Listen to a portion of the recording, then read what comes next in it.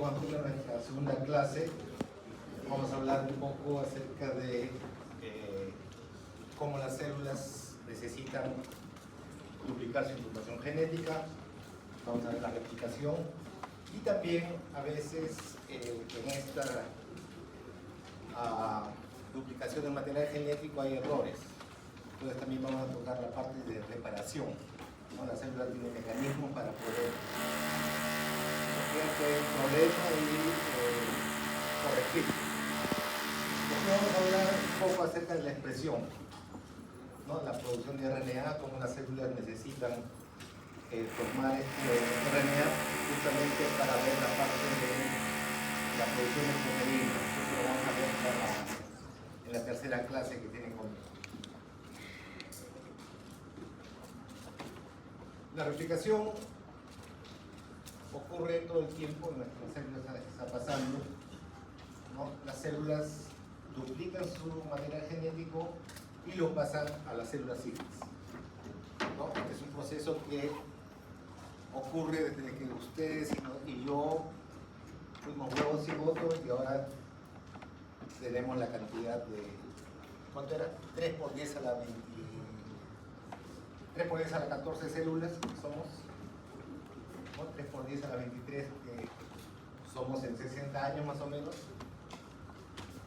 Todo ese material genético, desde el primer cigoto hasta lo que somos ahora, ha debido pasar a cada célula sin errores. ¿Okay? Y cada paso de una célula a otra, el material genético ha tenido que usar toda la maquinaria que ya existe para tener 2 copias exactas, ¿no? Alta fidelidad. ¿Qué es alta fidelidad? Cuando uno no le saca la vuelta a la pareja. Pero o sea, lo que está escrito en una cadena de ADN y la vamos a copiar, tiene que ser exactamente, o en lo mayor posible, a lo que está en el original. Un cambio, una letra entre millones de letras, es una mutación. Entonces, probablemente cuando eso pase a otra generación, ya no se va a regresar, sino eso va a ir como el teléfono malogrado, diferentes mutaciones van pasando a diferentes generaciones. ¿Okay? Esto se da en la fase S, ¿se acuerdan? La fase del ciclo celular es la fase S, la fase de síntesis, ¿no? Del ADN. Y es semiconservativa y bidireccional. Eso lo han visto, me parece, en primer año. ¿Sí? Bueno, ¿quién hace la chamba? La DNA polimerasa. En realidad se estudia como la DNA polimerasa, pero hay varios tipos de DNA polimerasa. Unos que sirven para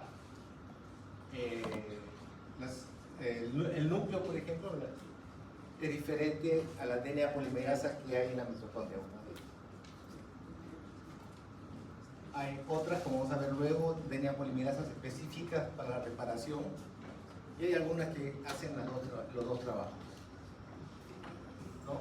Luego vamos a ver que hay proteínas que van a reconocer ciertos tipos de estructura del DNA.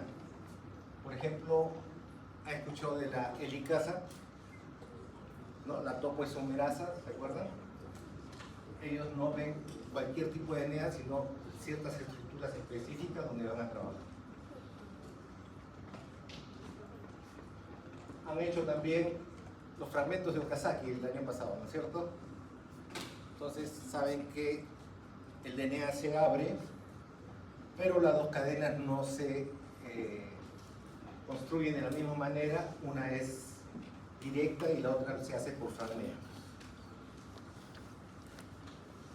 Vamos a ver también que si esa alta fidelidad no funciona, o sea, si empiezas a llenar de mutaciones cuando te estás duplicando, o sea, te vas equivocando, va a haber problemas.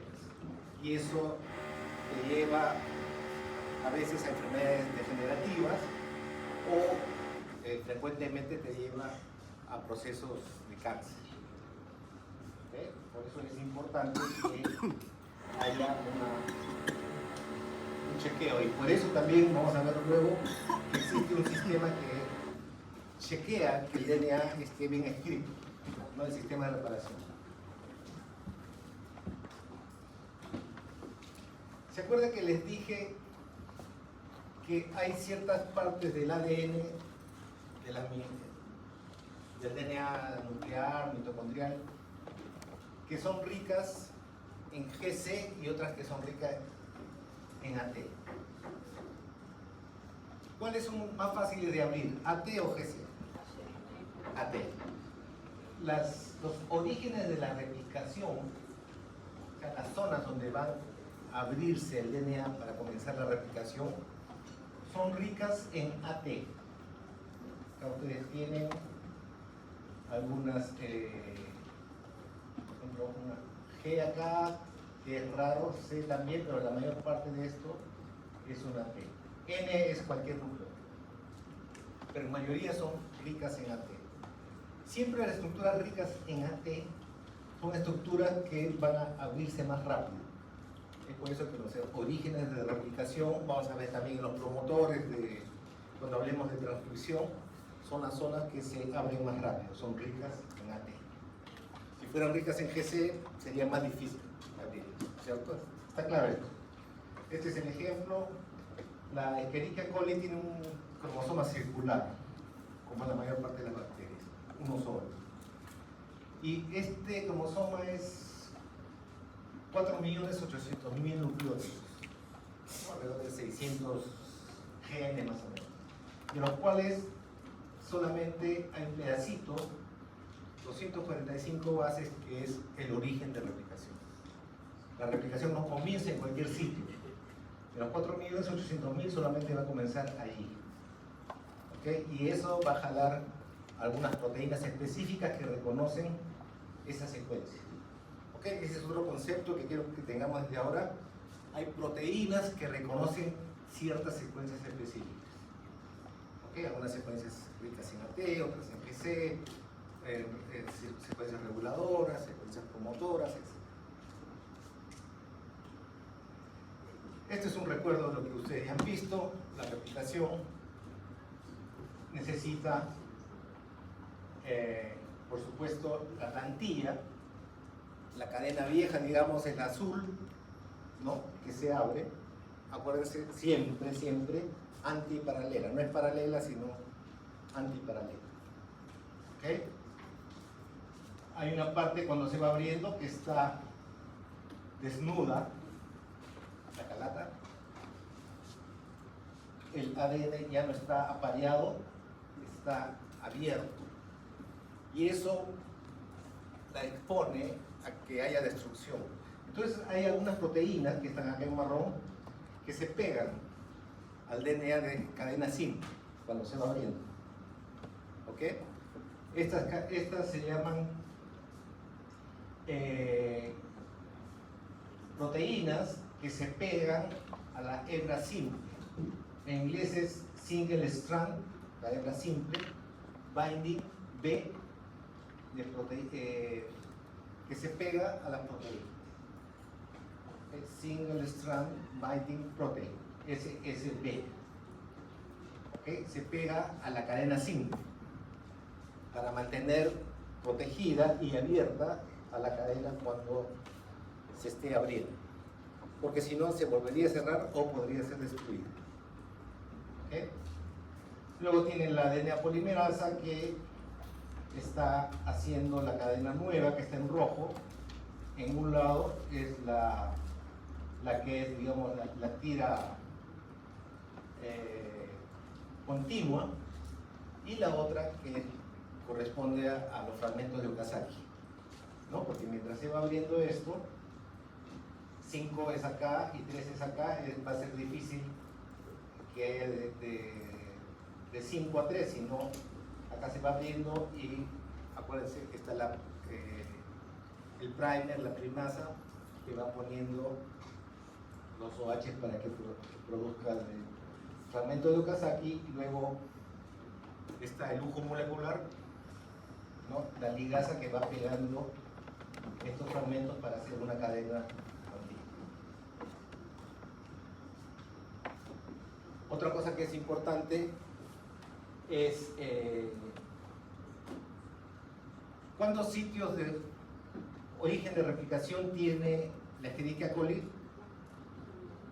Les acabo de decir. 1. La Escherichia coli tiene 4.800.000 nucleótidos. El genoma humano tiene 3.2 por 10 a la 9, o sea, 3.200 millones de nucleótidos, casi 1000 veces más DNA que la Escherichia coli.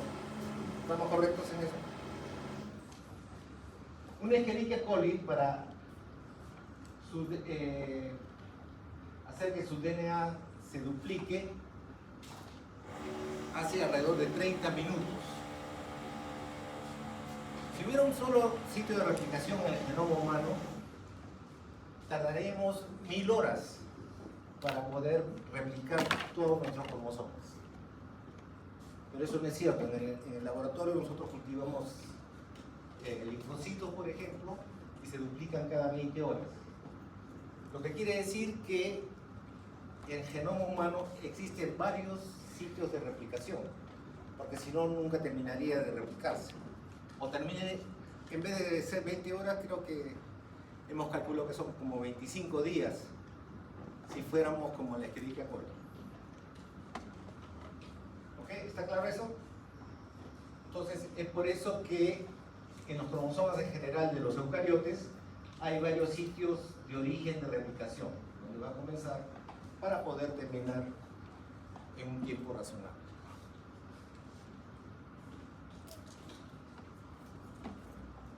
Ustedes van a ver en sus clases de farmacología, en sus clases de infectología, que hay algunos antibióticos que tienen que ver con la replicación.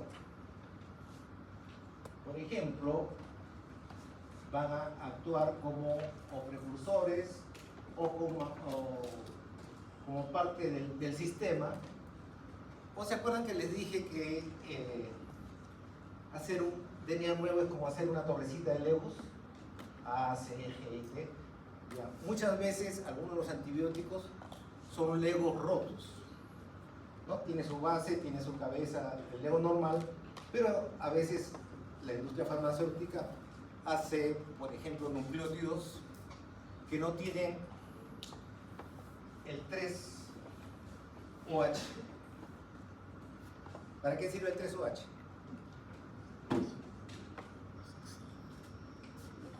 Es para que crezca el Lego, ¿no es cierto? Pueden poner uno encima de otro. Si a uno le sacas esa cabecita que tiene el Lego, ya no pueden poner más nucleótidos y su DNA queda truncado. ¿Ok? ¿Está claro esto? Ok, hay diferentes cosas, por ejemplo, las sulfonamidas y el metotrexato. Sulfonamidas para bacterias, el metotrexato para células cancerosas. Inhiben el ácido fólico. ¿Qué tiene que ver el ácido fólico con el DNA?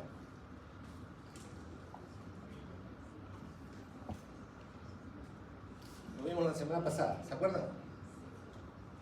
Tanto para las purinas como las pirimidinas, de la formación, por ejemplo, de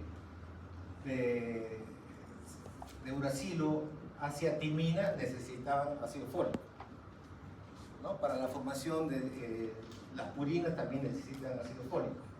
Si ustedes cortan el caño de la materia prima, no hay ácido fólico, no va a haber ni purinas ni pirimidinas.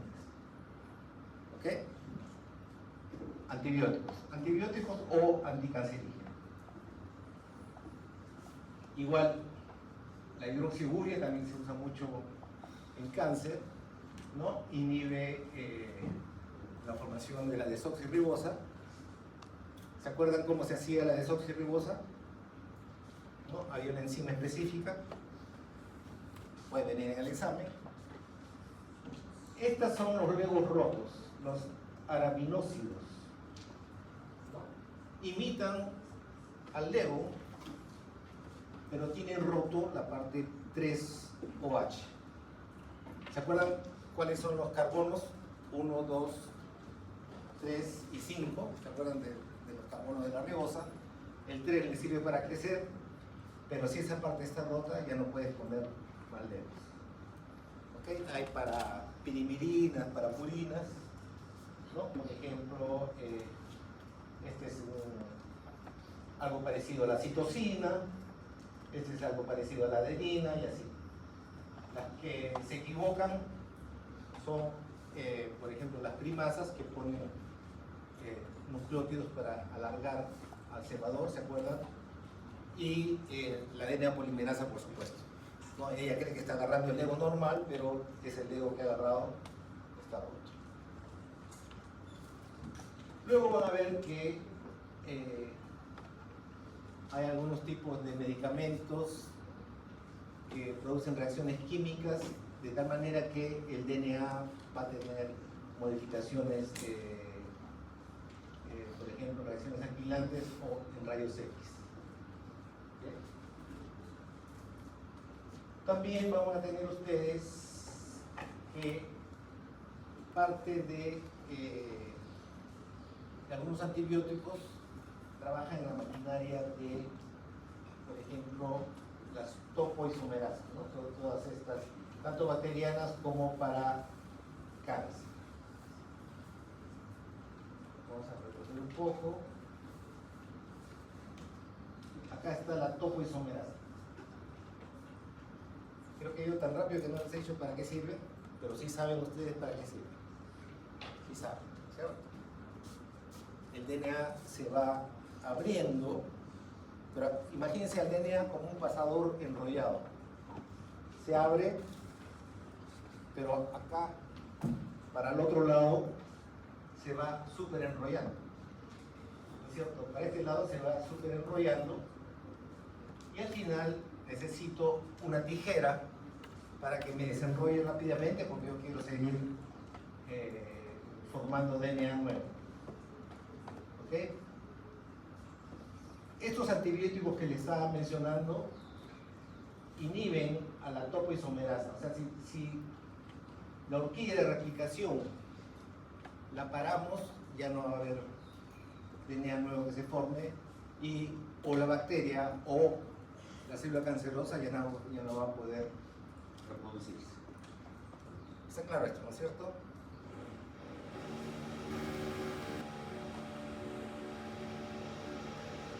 Acá tiene un esquema de diferentes partes de la replicación, donde hay, por ejemplo, el metatrexato que inhibe el ácido fólico, la formación de las purinas también,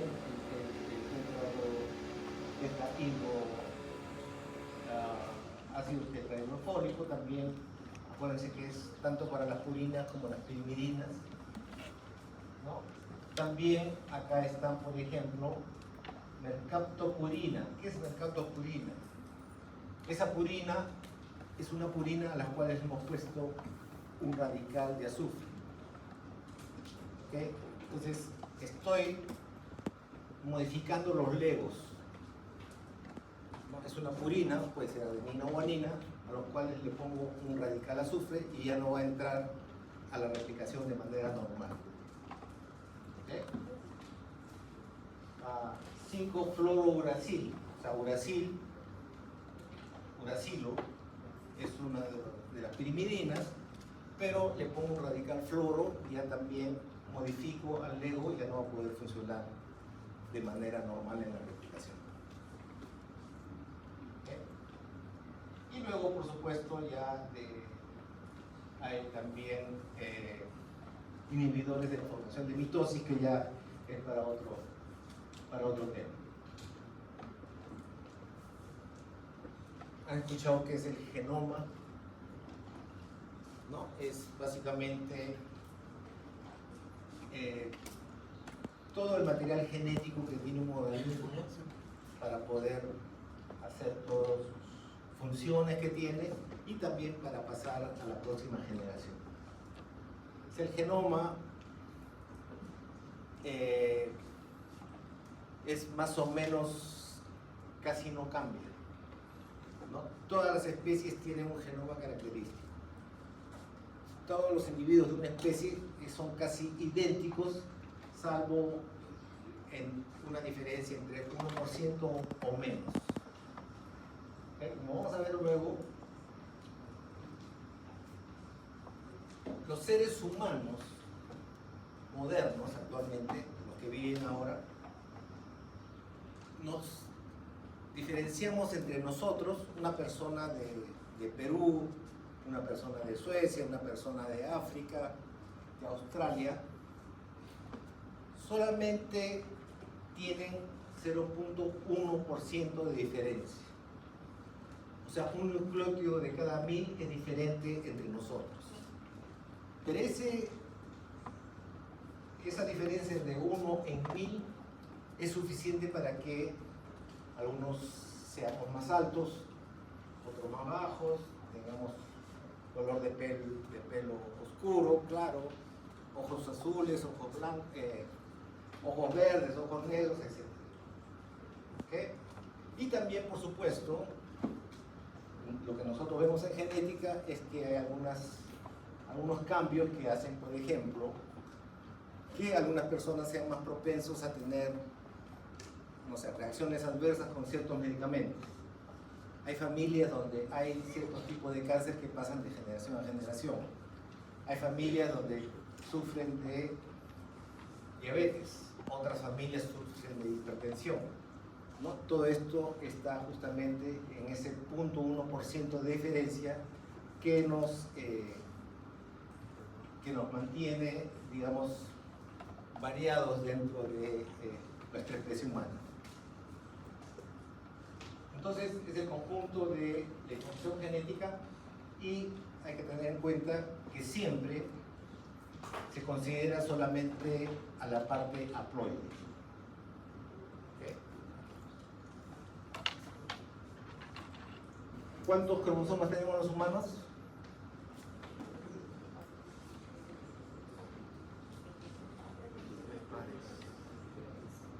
¿23 o 46?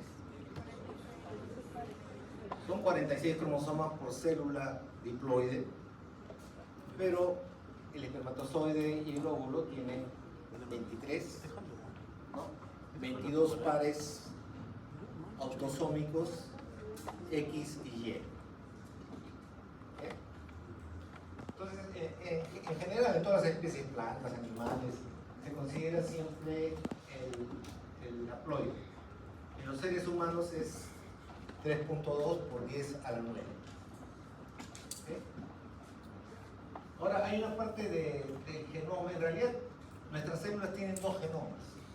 Uno es el genoma mitocondrial, que está en el citoplasma. ¿Okay? Y el otro es el que le llaman genoma nuclear. ¿No? Evidentemente está en el núcleo. Y en las fases de mitosis se convierte en los cromosomas. ¿Okay?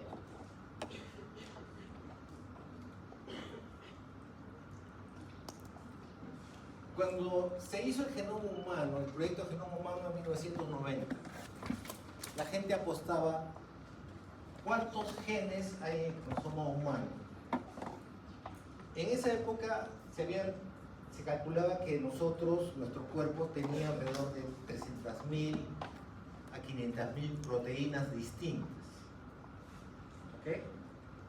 Y en esa época, y yo lo aprendí cuando era chiquito, había un dogma que decía un gen, una proteína.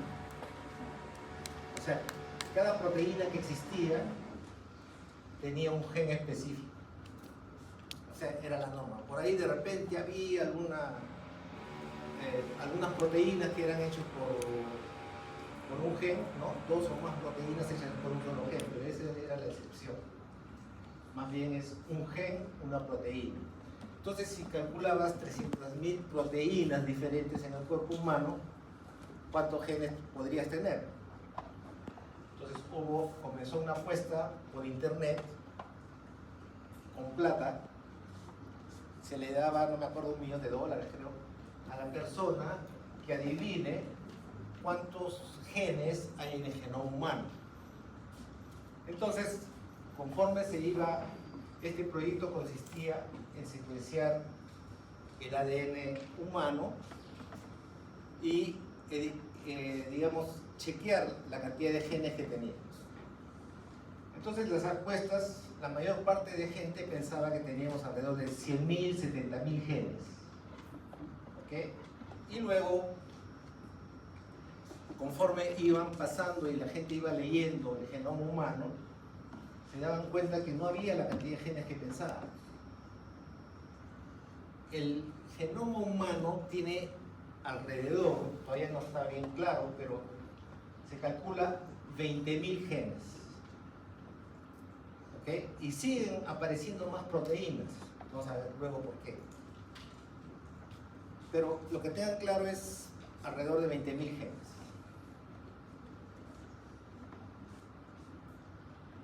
¿Ustedes han escuchado de la Drosophila melanogaster? ¿Alguien ha escuchado? ¿Qué es la Drosophila melanogaster? La mosquita de la fruta, ¿no? Que es un modelo genético. Son unas mosquitas que cuando están el plátano ahí en la casa negro, ven a las mosquitas volando. Bueno, esas mosquitas las utilizan en laboratorios y esas mosquitas tienen 15.000 genes. ¿Cuántas células tenemos los seres humanos? 3 por 2 por 10 a la 14 o 3 por 2 por 10 a la 23 en una vida, digamos. La mosquita Drosophila melanogaster debe tener, no sé, 1 millón, 2 millones de células. Hay un gusano también usado en genética en laboratorios que se llama Caenorhabditis elegans. Tiene 1.000 células en promedio. El macho tiene 1.023 y la hembra tiene 956 células. ¿Okay? Este Caenorhabditis elegans, que es un gusanito microscópico, tiene 18.000 genes. ¿Okay? Entonces, a ti, si no conoces más, en ese momento no se te va a ocurrir que el genoma humano tiene 20.000 genes.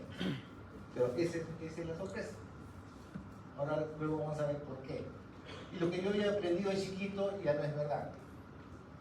O sea, un gen no da una sola proteína, puede dar varias proteínas, a veces decenas, vamos a ver luego. Y la mayor parte del genoma humano, aunque parezca mentira, a la gente se le cayó en la quijada, cuando la mayor parte del genoma eran cicatrices de transposones de virus, de retrovirus y de retrotransposones. ¿Okay? O sea, nuestro genoma está invadido prácticamente de transposones, virus, retrovirus, que se han insertado hace cientos de millones de años, otro grupo hace decenas de millones de años. Los últimos que conocemos, cuando nos convertimos de simios a humanos, se han metido ahí en nuestro genoma alrededor de hace 4 millones de años más o menos, que es lo que nos separa de los simios de África. ¿Okay? Entonces, esto es lo que les dije, ¿no? Nosotros, entre ustedes y, no sé, Bad Bunny o Karol G, solamente hay 0.1% de diferencia. ¿Okay? Eso es para que sepan. Y la diferencia entre dos simios, por ejemplo, el humano y el chimpancé, es entre 1.5 a 2%. O sea, somos no idénticos, pero somos bastante parecidos, ¿no? Y es evidente, ¿no? ¿Por qué? Y así, conforme vamos alejándonos de la escala evolutiva, vamos a ver que hay más diferencias. Entonces tenemos esto, ¿no? Simplemente para decirles el genoma mitocondrial, citoplasmático, y el genoma nuclear, que es mucho más grande, tienen los cromosomas que nosotros conocemos, ¿no? 3.200 millones de bases en el genoma nuclear, repartido en los 22 cromosomas y los cromosomas sexuales. Otra cosa que a veces la gente no piensa es que el material genético nuclear, ¿no? Generalmente en interfase lo vemos de esta manera, pero de vez en cuando vas a encontrar células que se están dividiendo, los cromosomas, ¿no? Que probablemente han visto en los cursos. Bueno, en realidad todo es una sola cosa, sino en diferentes formas. El ADN doble cadena se va empaquetando con las histonas, ¿no? Se han hecho que son las histonas, son proteínas básicas o ácidas. ¿Han hecho las histonas? Imaginen a las histonas como ustedes ven que el hilo, por ejemplo, el babilo, tiene un carrete, ¿no? Entonces sirve para enrollar, para guardar el hilo o carrete. Entonces, para eso sirven las histonas. Hay partes del ADN donde las histonas hacen que el DNA esté bien apretado, cerrado. Y en otros momentos, en algunos genes que se necesitan utilizar, esto tiene que desenrollarse, tiene que soltarse. ¿Okay? Cuando hagan, por ejemplo, para expresión genética, las zonas que no se expresan están bien empaquetadas. Y las zonas que necesitan transcribir, o sea, producir RNA, tienen que abrirse, ¿no? Es un concepto, creo que es lógico. Las histonas son proteínas ricas en histidina, en arginina, en aminoácidos básicos. ¿Y el DNA es básico o ácido?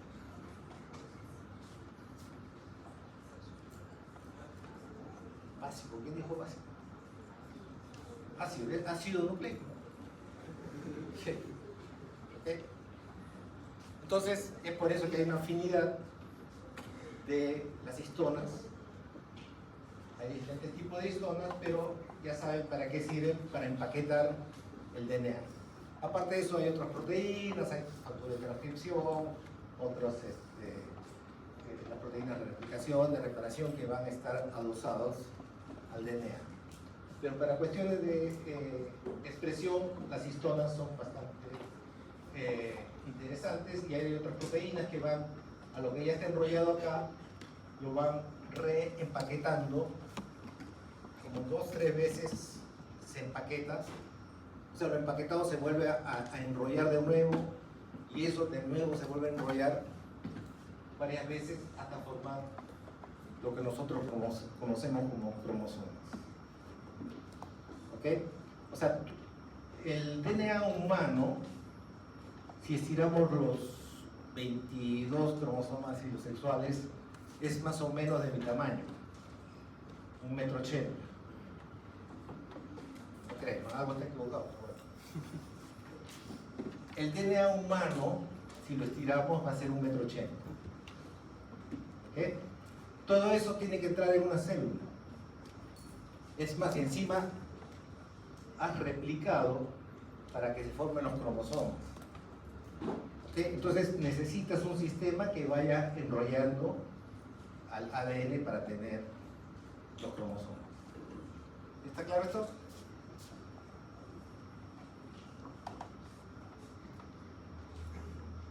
Bueno, simplemente para decirles que la gente pensaba que el genoma del ser humano, como era la cúspide de la creación, era el genoma más grande. Mentira. Incluso hay algunos organismos unicelulares que tienen más genoma que nosotros, ¿no? Este es un megabase. ¿Cuánto es una megabase? 1.000.000. 1.000.000 de bases, 10 millones, 100.000. El ser humano tiene alrededor de 3.000, acuérdense, debe estar por acá, vamos a ver luego. 10.000, 100.000. Acá está el ser humano, mamífero, ¿no? Somos mamíferos.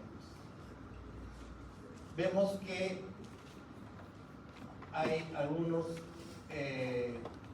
organismos unicelulares, como el paramecium, tiene más cantidad de ADN que nosotros. ¿Okay? O sea, tener mayor cantidad de ADN no quiere decir más o menos evolucionado, no quiere decir más o menos complejo, eso no tiene nada que ver. ¿Okay?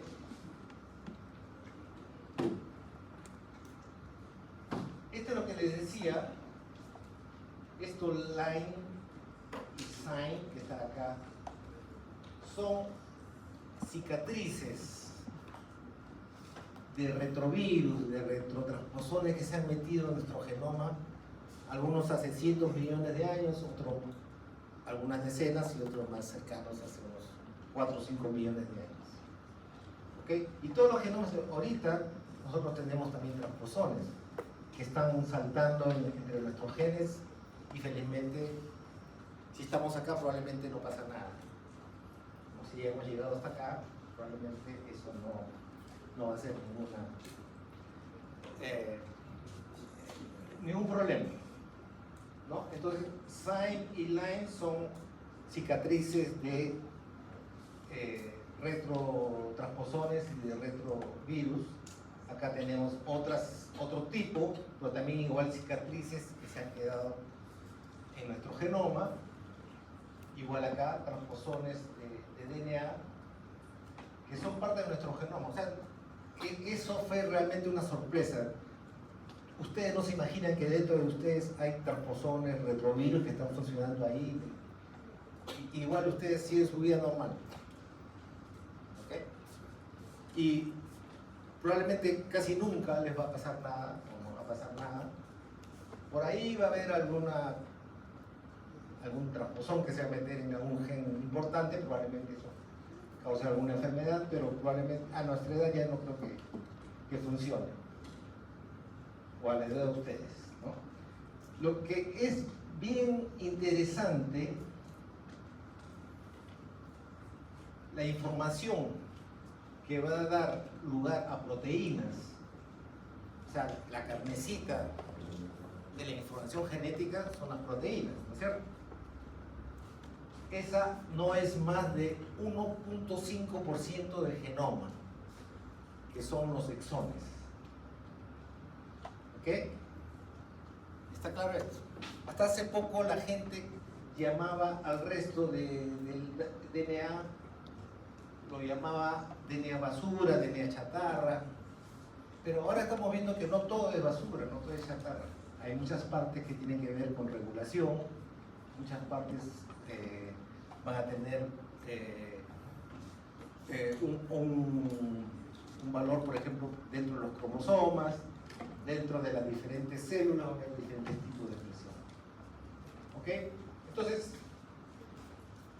dos cosas importantes es nuestro genoma, el 50% son cicatrices de otras cosas, virus, retrovirus, transposones que se han metido en nuestro genoma, 50%, y que la parte que va a producir proteínas, que al comienzo la gente pensaba que era 10%, 5%, es solamente 1.5% del genoma que va a producir la información genética traducida en proteínas. ¿Okay? Bueno, otra parte, un cuarto alrededor son los intrones, pero estos intrones a veces también tienen secuencias de retrovirus, etc. Una cosa que es importante, el proyecto Genoma Humano comenzó el año 1990 y terminó el año 2003. Pero este genoma humano está basado en las personas que estaban en los países del genoma humano, generalmente personas de Estados Unidos, ¿no? Se calcula que hay alrededor de 22 muestras más o menos totales de seres humanos, ¿no? De los cuales 18 son blancos caucásicos, hay asiáticos, 2, hay africanos y hay 2 hispanos. ¿Pero qué es hispano? Ricardo Fujita es hispano. Cada uno de ustedes es hispano. Jefferson Farfán es hispano. Paolo, ¿no? Y de repente Sone, si le damos una generación, va a ser hispano. Entonces, hispano es la peor definición en genética que tenemos.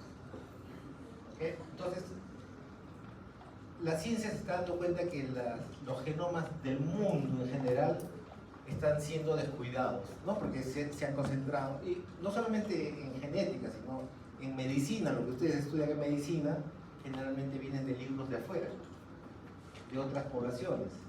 Y cuando ustedes vayan a ejercer la medicina, se dan cuenta que las poblaciones nuestras van a funcionar de manera distinta a lo que están en los libros. Entonces, la tarea es ver qué pasa localmente con nuestras poblaciones. Ustedes en medicina y nosotros también estamos viendo eso. En genética vemos que no siempre es igual a lo que viene en los libros, ¿no? O sea, hay una tarea pendiente. Bueno, vamos a hablar de mutaciones. Mutación es un cambio en la información genética que es permanente, no es corregida. ¿Okay? Puede ser, si una mutación pasa en una célula somática, ¿cuál es lo contrario a somático? Germinal.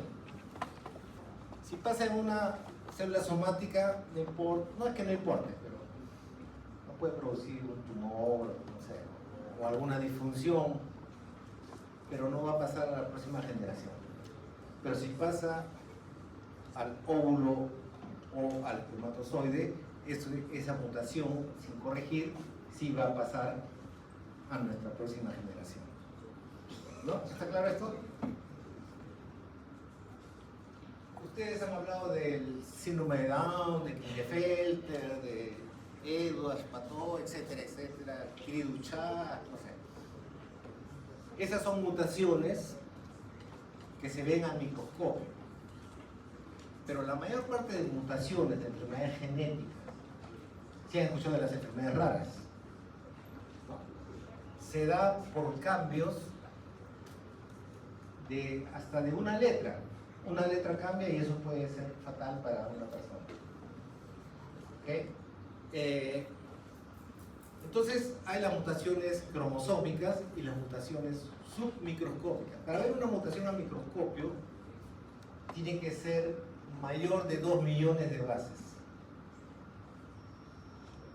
O sea, si es menor que eso no la vamos a ver. Y en 2 millones de bases fácil te entran 10 genes distintos. ¿Okay? Entonces es por eso que ahora se utiliza justamente la genética molecular para poder estudiar estas mutaciones que no se van a ver en el microscopio. ¿No? Si conocen las mutaciones cromosómicas, ya no vamos a pararnos mucho ahí. ¿Conocen el cromosoma Filadelfia? ¿Han hecho? Es un cromosoma donde un cromosoma 9 se fusiona con un cromosoma 22. Y en el cromosoma 9 hay un oncogen y en el cromosoma 2 hay un promotor, ¿no? Y se produce, acá lo van a ver, una fusión de algo que estaban separados en un cromosoma, el 9 y el 22, se fusionan y va a haber un oncogen que no va a tener freno, que se va a formar y va a dar leucemia amiloide crónica. ¿Ya? Pero es algo que se puede ver en el microscopio. Lo que a mí me interesa actualmente es más ver cosas que no vemos en el microscopio, que hay que usar otra tecnología. ¿Han hablado de ustedes de PCR, de secuenciación? ¿Han hecho? Sí. Bueno, acá ustedes tienen una secuencia que, imagínense que es una secuencia normal. Hay diferentes tipos de mutaciones, por ejemplo, el cambio de una T por una C, lo puede ser por una A o por una G. Eso se llama sustitución. No es muy difícil. Hay otros donde, por ejemplo, esta T y esta G saltan de lesión, pérdida, ¿no? Delete. Han perdido ahí en este ejemplo dos núcleos. Inserción, o sea, en vez, el caso al revés, ¿no? Acá, entre esta T y esta G se han metido esta secuencia que no tenía nada que ver. Esa es una inserción. ¿Ok? Y hay las repeticiones, que no sé si han hecho. ¿Han hecho la distrofia muscular de Duchenne? Sí. ¿Han hecho Huntington? Ya. En Huntington, ¿se acuerdan? CAG, hasta 36 repeticiones es normal. Entre 36 y 40 más o menos, pero si pasas de 40 vas a tener la enfermedad neurológica. ¿Sí? Esa CAG es un ejemplo de repetición. Y así hay cientos de genes que tienen así secuencias repetidas en tándem. Tándem quiere decir, ¿sabes lo que es tándem? Esas bicicletas donde hay 2, 3 personas manejando, una detrás de otra, ese es un tándem. Entonces, una secuencia como CAG o TTG, etc., es una secuencia repetida. Que a veces hay tamaños normales, como hemos visto en Huntington, entre 9 a 36 es normal, pero el que tiene más de 40 ya es patológico. ¿Qué pasa cuando hay una mutación? Hay diferentes formas de haber una mutación. Acá les muestro 3. Esto es algo que pasa bastante en las células, que se llama depurinación. ¿Qué pasa en la depurinación? ¿Qué le sugiere depurinación? Que pierdo una purina, no sé, adenina o guanina, por ejemplo. ¿Okay? Entonces, este lado se queda vacío. Si la célula no se da cuenta, en un momento dado, en la replicación, por ejemplo, esto se puede quedar varias horas así vacío, pero justo le toca la replicación y la célula se asusta y, uy, ¿qué había acá? No sé, no importa, pongamos cualquiera de los 4 nucleótidos. ¿Okay? Hay una depurinación y viene la replicación y pones, no sé, donde había una A, pones así de emergencia, pones una T, una C, lo que caiga. Lo que es importante es llenarlo. Pero si lo llenas con algo que no era una G, por ejemplo, en este ejemplo, vas a causar una mutación para las siguientes generaciones de la célula. ¿Sí? Y si es una célula germinal, ahí va a haber un cambio que no estaba. Entonces, depurinación. ¿Se acuerdan que les dije que entre las guaninas, entre ellas, se parecían mucho? Ustedes vieron, son buenos alumnos, han repasado la clase anterior, y por ejemplo entre una guanina y una adenina hay algunas diferencias en algunos OHs, en algunos aminos, ¿no? Pero si ese OH o ese amino se pierde, la célula no sabe qué es lo que tiene ahí. Por ejemplo, en este caso, esta es una C, la citosina, acá tiene un radical amino, y a veces ese amino se pierde, eso se llama deaminación, se pierde el amino, y ustedes van a tener una molécula que donde tenía un NH ahora tiene un oxígeno. Entonces esa citosina se ha convertido en uracilo. ¿Ok? ¿Qué va frente a una C? ¿Qué va frente a una C? Una G. ¿Qué va frente a una U? Podría ir una adenina. ¿Sí? Entonces ahí ya están creando un cambio, una mutación. ¿Está claro? Otra mutación bien frecuente, y esto nos da, por ejemplo, en la piel, la de erisipela, ¿no? La luz ultravioleta. Hay una mutación específica cuando hay dos timinas juntas, que se llaman los dímeros de timina. Cuando están dos timinas vecinas, la luz ultravioleta hace que estas timinas se junten covalentemente. ¿Okay? Esto se llama los dímeros de timina. Y ese dímero de timina va a hacer que el DNA se distorsione, ¿okay? No sea un DNA normal. La célula se da cuenta. O puede morir si hay demasiados, o si todo funciona bien, va a haber un sistema que lo va a reparar. ¿No? Entonces, lo importante de la reparación es poder retornar a la secuencia original. ¿Okay?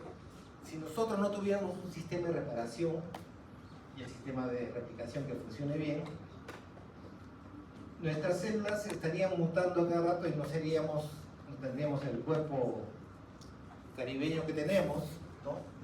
Sino sería una masa de células que no forma tejidos, no forma órganos, ¿no? Porque está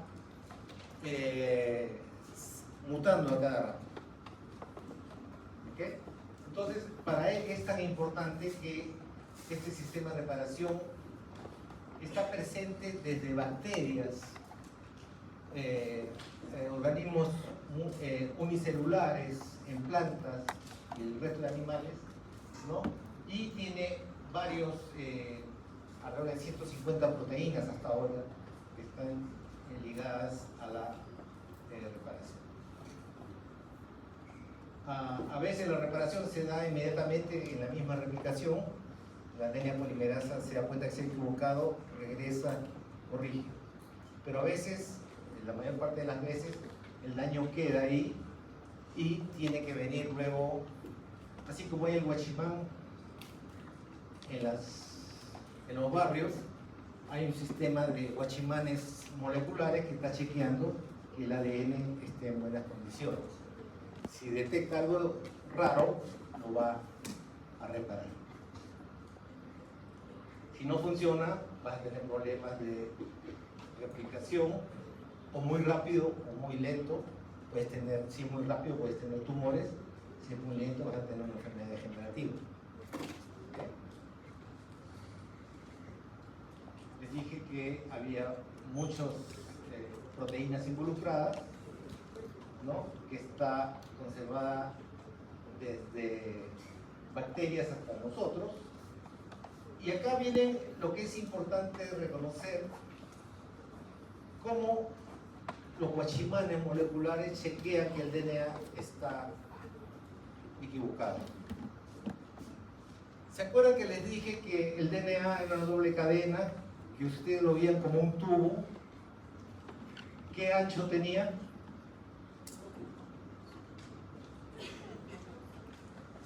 ¿Se acuerdan que Watson y Crick querían poner A y G de frente y era muy chiquito, y cuando ponía C y T era muy grande?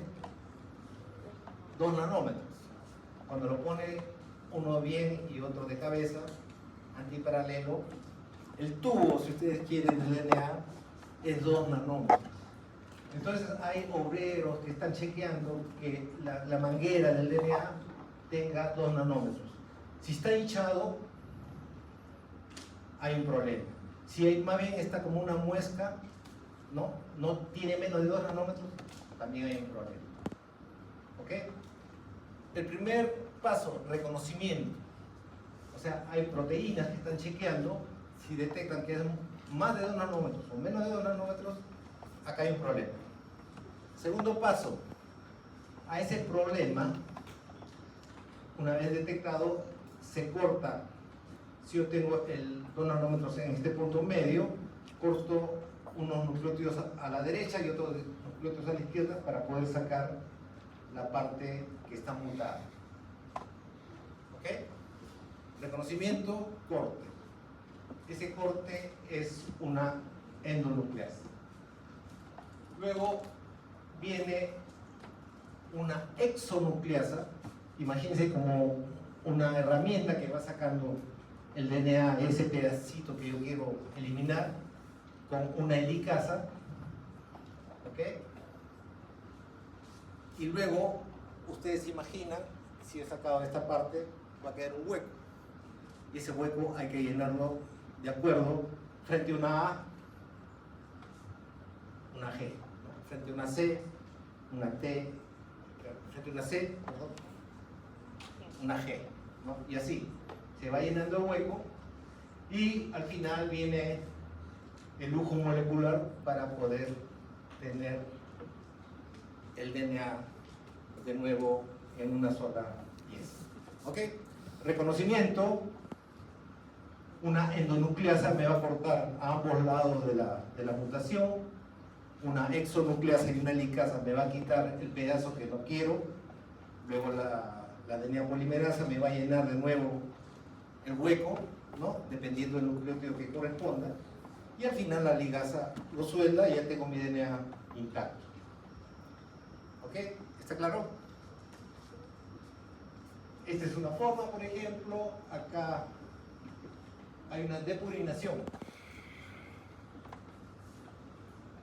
O también puede ser una desaminación de una adenina que va a aparecer una guanina media bamba, ¿no? Y una C que se puede, como vimos, deaminación de una C, de una citosina, puede parecer un uracilo. Entonces, vienen algunas enzimas que sacan, otras que solamente desaparecen. En este ejemplo hay una C que se convierte en U, y cuando el DNA detecta que hay un uracilo, ¿quién lleva el uracilo? ¿DNA o RNA? El RNA. El DNA, si lo tiene, hay que sacarlo. Eso no me corresponde. Lo saca.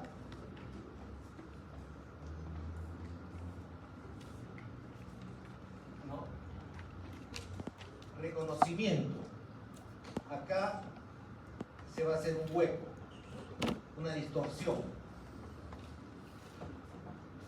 Luego yo tengo que cortar, tengo que eliminar esto, corto acá una endonucleasa y corto acá, ¿no? Que es esto de acá.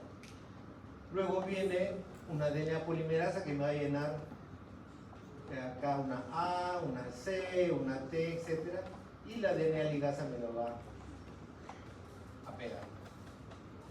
¿Ok? Reconocimiento, corte a ambos lados, una exonucleasa que va a sacar la ligasa y luego la ligasa. ¿Está claro, no es cierto? Otro tipo, les dije que a veces la erisipela, por ejemplo, cuando hay dos timinas juntas o más, va a formar acá algunas regiones que va a distorsionar el DNA. Vienen los guachimanes que están chequeando que todo el tubo sea exactamente 2 nanómetros. Cuando hay más o menos, detecta una mutación. Y ahí está detectando que hay más. No hay los 2 nanómetros, corte a un lado al otro. Se elimina por la exonucleasa, viene la DNA polimerasa, llena el hueco, viene la ligasa, pega y ya tengo mi DNA intacto.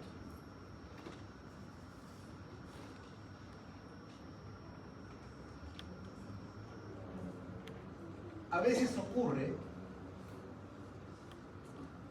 que yo tengo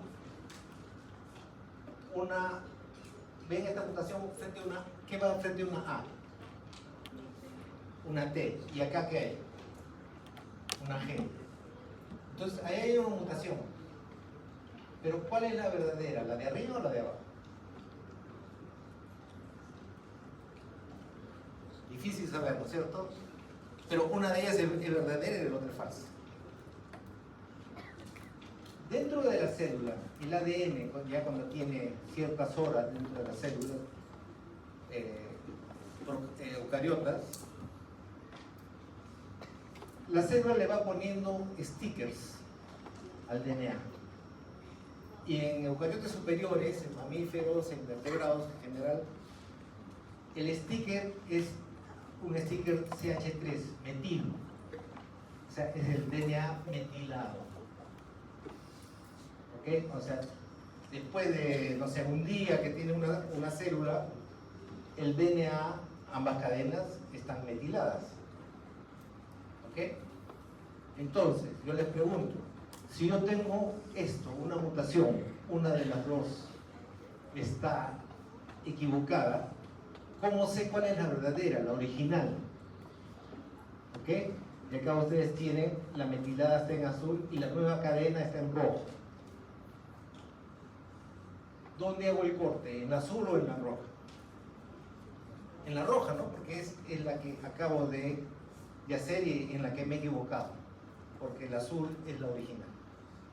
¿Está claro esto? Okay. Entonces hay diferentes enzimas, ya están incluso conocidas, cuando hay mutaciones en estas enzimas, la gente tiene cáncer, tiene algunas enfermedades degenerativas, etc.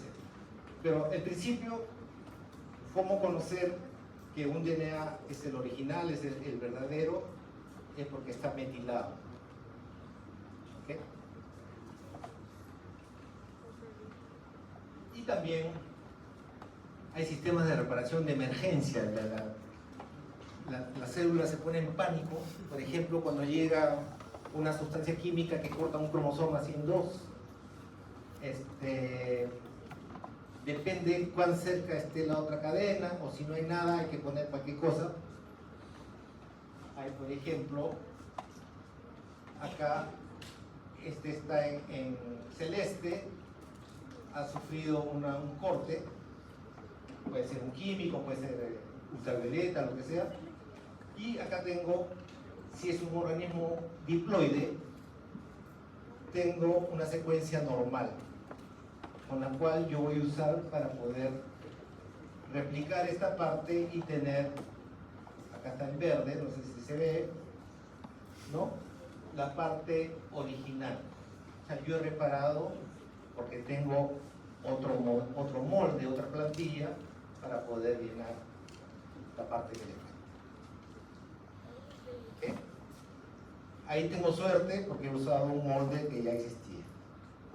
Pero a veces el DNA, por ejemplo, acá lo que está señalando son algunas secuencias que son parecidas y no son exactamente la misma secuencia, pero me va a servir aunque sea para pegarlas, y voy a reconstruir algo que era así originalmente, lo voy a reconstruir.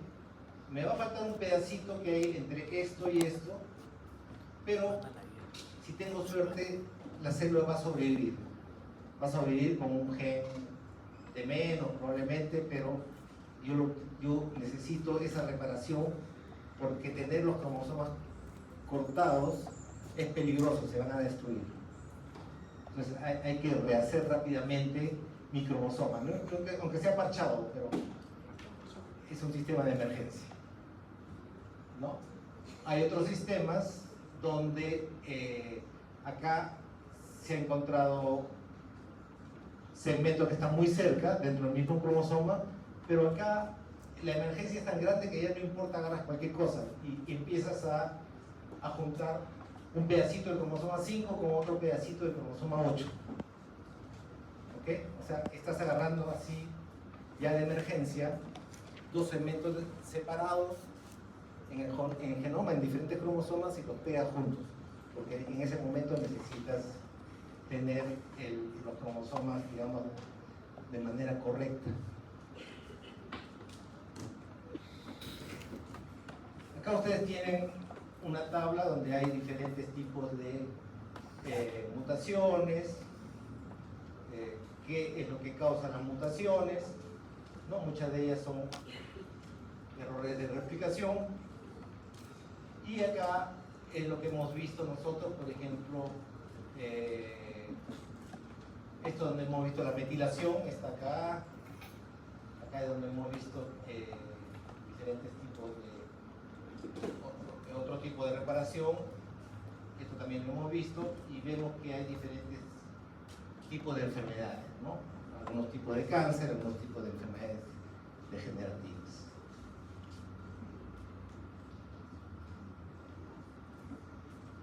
Esta es una enfermedad de la piel que se llama xeroderma pigmentosa. Generalmente la luz solar, la luz ultravioleta, causa estos dímeros de timina y producen este tipo de enfermedades, en este caso de diferentes tipos de cáncer, todos agrupados por el nombre de xeroderma pigmentosa, pero son mutaciones en diferentes genes de reparación. Lo que les quiero llamar la atención acá es que los mismos genes que dan esta enfermedad, mutaciones en otros lados del mismo gen dan enfermedades que no son cáncer. Por ejemplo, el síndrome de Cockayne y el síndrome que se llama tricotiodistrofia. Cockayne es el médico que descubrió este tipo de progeria, este tipo de enfermedad degenerativa, que estos niños tienen mutaciones en el sistema de reparación, pero que no tienen cáncer. ¿Okay? Su problema de reparación hace que tengan una enfermedad degenerativa, ¿no? Tanto en el cerebro, como en la piel, como en el esqueleto, hay un retraso en el desarrollo. Esta enfermedad también está ligada a discapacidad intelectual. Trico en griego es pelo, tío, azufre. Tricotío, o sea, pelo de azufre, distrofia. ¿Okay? Es una enfermedad degenerativa, tiene discapacidad intelectual, pero su pelo, lo característico de ellos es que su pelo es casi metálico. Es así, pelo bastante áspero, ¿no? También es causada por mutaciones en los mismos genes que va a causar la xeroderma pigmentosa, pero la mutación es en otro lado del gen. ¿Okay? O sea, lo que les quiero decir acá es, un mismo gen puede dar diferentes enfermedades genéticas,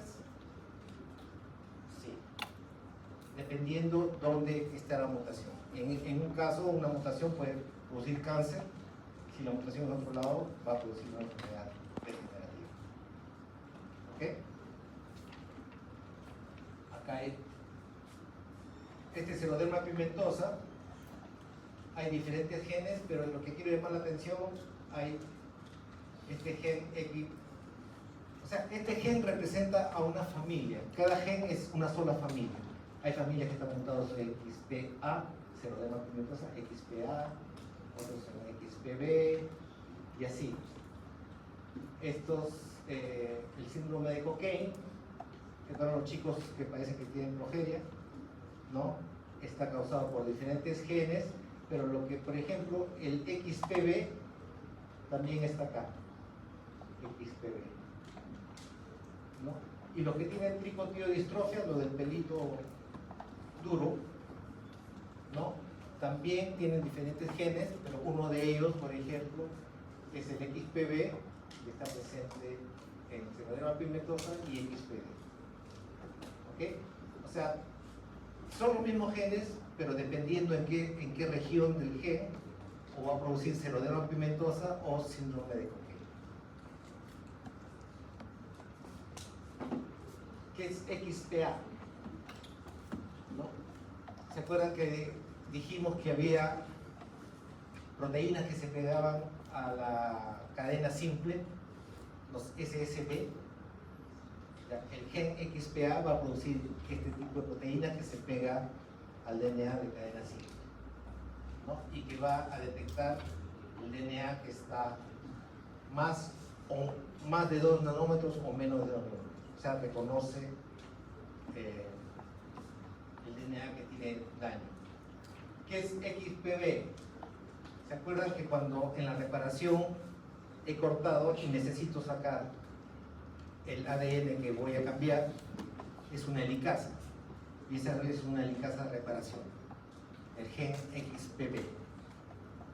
¿Okay? ¿Está claro esto, no es cierto? Y así todas estos genes que están asociados aceroderma pigmentosa o síndrome de Cockayne, son genes que tienen que ver con la reparación, ¿no? Hay genes que reconocen el DNA más o menos 2 nanómetros, hay endonucleasas, ¿no? La que cortan el DNA en parte, y así otras proteínas que están asociadas al sistema de reparación.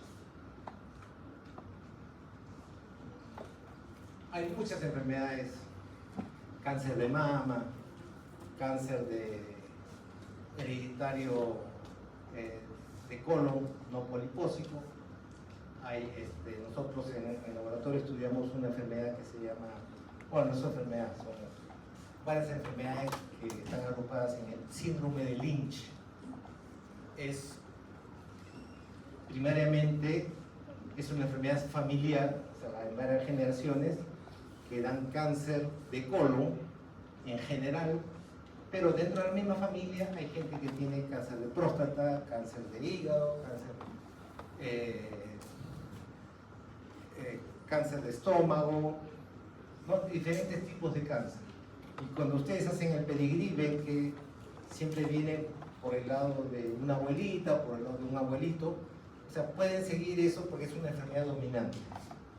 Entonces, para nosotros nos sirve detectar quién de los hermanos tiene una mutación y todavía no tiene la enfermedad. Entonces, a esa persona le hacemos seguimiento, ¿no? O, bueno, el médico es el gastroenterólogo, hace el seguimiento en esa persona, sabiendo que ella tiene una mutación.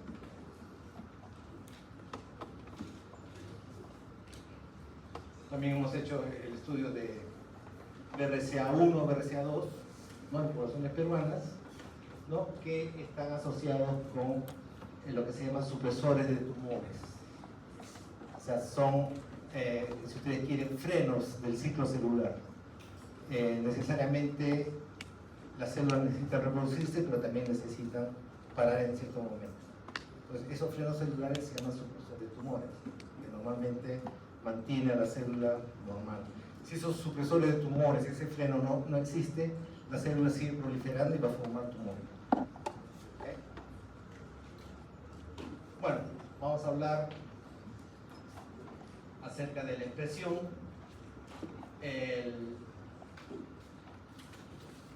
Los eucariotes o eucariotas no somos como las bacterias. Nosotros producimos un RNA que luego tiene que ser partido, tiene que ser usado. Ustedes han hablado de intrones y exones, ¿no? En la clase en el año anterior probablemente. ¿Qué son los exones? Los exones son las regiones que van a ser traducidas a proteínas, ¿no es cierto? Los intrones son DNA que están interrumpiendo la secuencia que tiene un exón, ¿no? Entonces, el RNA que nosotros tenemos es básicamente una copia de un gen dentro del núcleo, y este es transformado en 3 partes. Uno, en el lado 5' se le va a poner una modificación química que se llama el CAP. CAP en inglés es la tapa del lapicero, o es a veces esos gorros de béisbol que usan ustedes. Ese es el CAP. ¿Ok? O sea, estoy poniendo una especie de tapa en la punta 5'. Otra modificación es eliminar los intrones.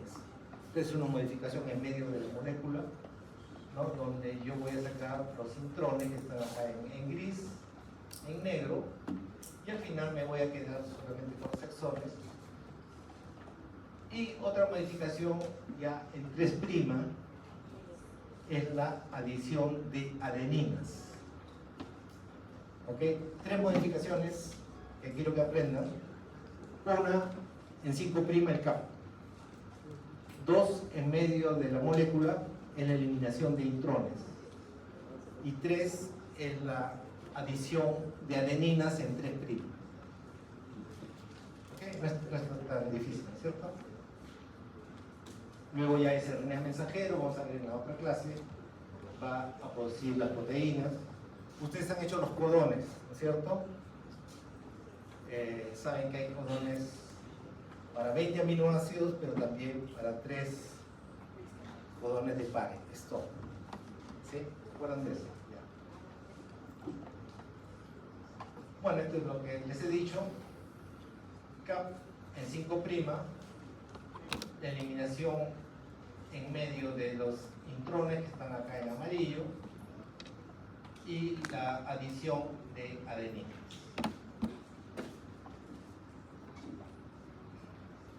Igual que la replicación, voy a necesitar ladrillos, ¿no? A, ribosa, ¿no? Normal, ribosa A, C, G, D. Igual que el DNA, para tener energía para hacer mi lego, en este caso de RNA, voy a necesitar que sean trifosfato, ¿no? Para que se vayan incorporando para que tengan energía para hacer mi torrecita, en este caso de RNAs. ¿No? Vamos a hablar. Evidentemente, hay timina en el RNA, es uracilo, ¿cierto? Y vamos a tener también algunas proteínas que me van a servir para una expresión específica, ¿no? ¿Dónde se produce la insulina? La insulina se produce en el páncreas, ¿no? En las células del Langerhans. No se produce en el ojo ni en el cerebro.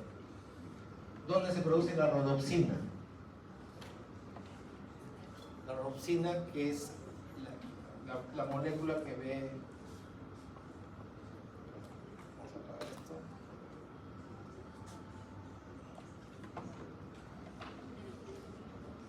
¿Dónde se produce la rodopsina? En la retina. Lo que les quiero decir es que hay proteínas que se producen, algunas por ejemplo las que producen ATP, las que producen algunas proteínas de membrana, se producen en todas las células, pero hay proteínas que están especializadas, como las células de Langerhans,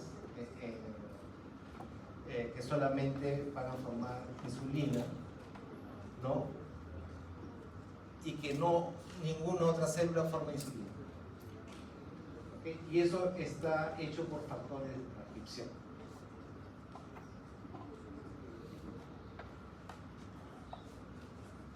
Ustedes han hecho promotores bacterianos, ¿se acuerdan? Cuando hacían la producción de RNA bacteriano, ¿han hecho el operón lactosa? Se han hecho, ¿se acuerdan?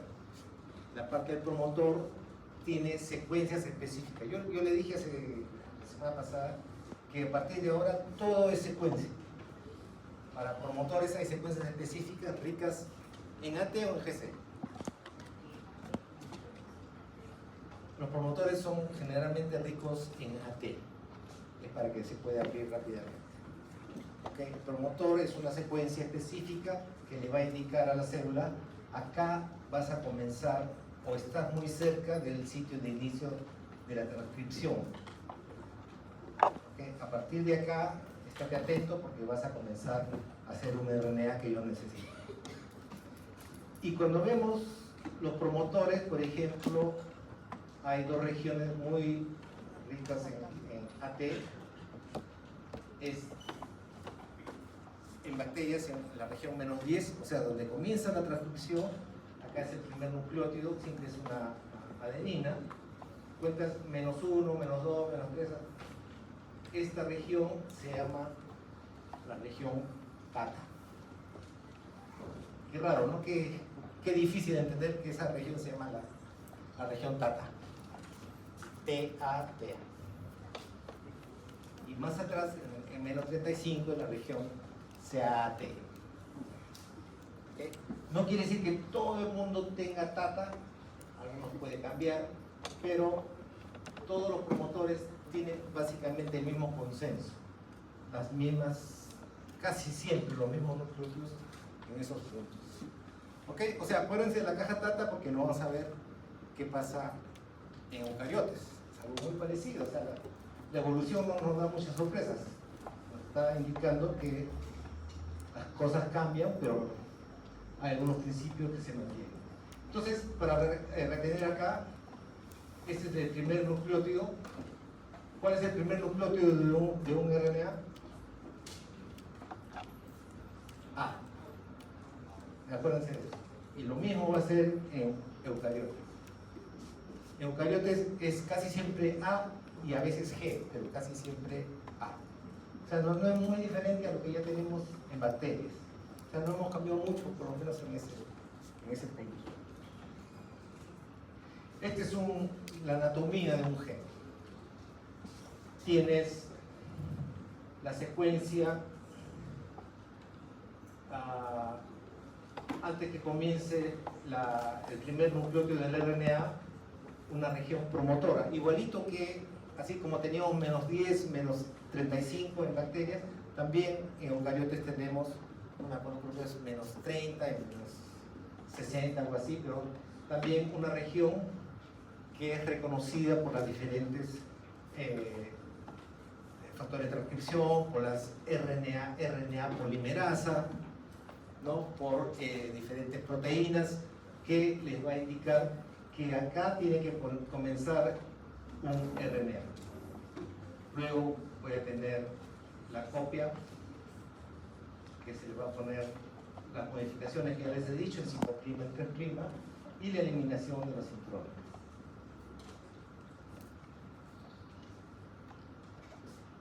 Bueno, esto es lo que ya hemos repetido. Todas estas modificaciones, 3', eliminación de intrones y la cola poli A en 3', es hecho en el núcleo. Al citoplasma ya sale el RNA mensajero, el RNA maduro. ¿Okay? Creo que sí. Esta es la hora, ¿no? Nos quedan 3 minutos. Bueno, el CAP es una modificación química donde se ha puesto una guanina de cabeza. O sea, se ha puesto un lego, este es el lego normal, que es una torrecita normal, y acá se le ha puesto químicamente un lego de cabeza. ¿Okay? Una guanina al revés. Bueno, acá 5', en vez de tener fósforo, se ha puesto una guanina en el lado 4'. ¿Recuerda que yo le decía que 4' yo no sabía para qué servía? En este caso, 4' iba acá. Pero eso no le voy a preguntar. Sino lo que quiero que tengan el concepto que el CAP es una modificación química, que esta torrecita del Lego me está protegiendo de alguna manera para que no sea destruido.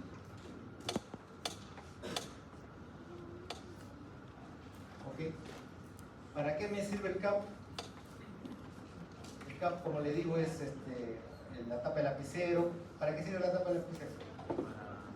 Para que no se malogre la bolita, el bolígrafo. ¿No? O ustedes se ponen su sombrerito para protegerse del sol. Igual, ese CAP sirve para que no haya una destrucción, porque las nucleasas están trabajando todo el tiempo en la célula, y cuando ven un extremo, un RNA libre, a la célula se le ocurre que es un virus y hay que destruirlo. ¿Okay? Pero yo no estoy frente a un virus, sino estoy frente a un RNA que yo quiero utilizar. Entonces le pongo el CAP para protegerlo en el lado 5'. También, al ponerle el CAP, me está dando una dirección. Me está diciendo cuál es 5', cuál es 3'. Por lo menos 5'. ¿Okay? Y eso le sirve por ejemplo, a la maquinaria de hacer proteínas, ¿no? A la subunidad 40S para poder ubicar dónde va a comenzar la traducción más adelante, ¿no? También está involucrado, son como ASA, es mi ASA 5' para el empalme, para darle dirección al empalme que vamos a ver ya creo la próxima semana, ¿no? Y por supuesto para ubicar dentro del ribosoma cómo va a ser leído mi RNA. ¿Okay? No nos da tiempo para más, seguimos ya la próxima semana. Muchas gracias.